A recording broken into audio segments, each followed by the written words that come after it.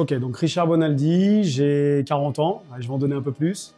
Ça fait 5 ans que je suis chez Espace Atypique. J'ai été 4 ans négociateur et ça fait maintenant, un peu moins d'un an que je suis directeur du Val-de-Marne.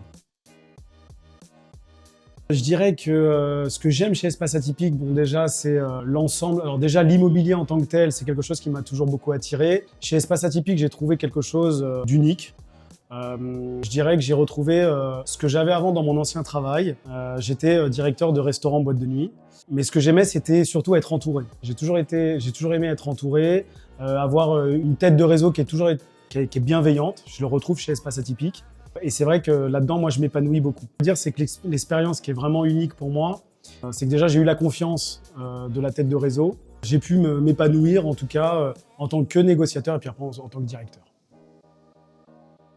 On part sur le côté acheteur. Je dirais que sur le côté acheteur, c'est le moment parce qu'on peut négocier. Il y a des opportunités. On a subi certaines baisses de prix et qu'aujourd'hui, en fait, si j'étais acquéreur, je n'hésiterais pas à faire des offres sur des biens qui pourraient me sembler inaccessibles. Donc j'irai voir un peu l'inaccessible, je rajouterai un peu à mon budget et j'hésiterai pas à faire des offres agressives. Pour le côté vendeur, c'est plus ambigu, mais je dirais alors aussi pareil qu'on est un peu à la croisée des chemins. On a eu une année 2023 qui a été très compliquée parce qu'on a eu un contexte géopolitique et en tout cas on a eu un contexte un peu compliqué avec des hausses de taux, avec tout un tas de choses qui étaient exogènes à l'immobilier.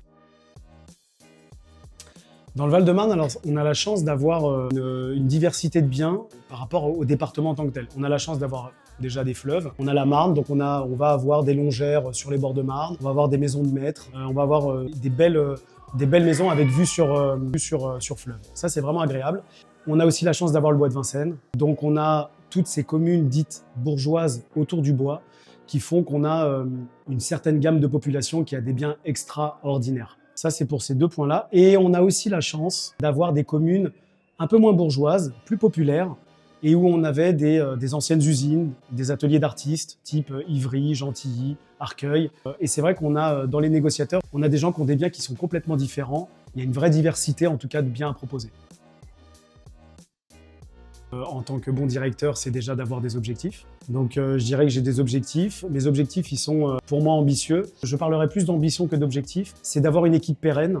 Parce qu'aujourd'hui, en fait, on se rend compte que le recrutement est très compliqué et surtout de garder les talents. Et donc, je dirais qu'aujourd'hui, il faut bien entourer ces négociateurs, leur donner beaucoup d'amour, être très présent pour eux. Et si on a ça, alors le résultat, enfin la conséquence, ne sera que la réussite pécuniaire.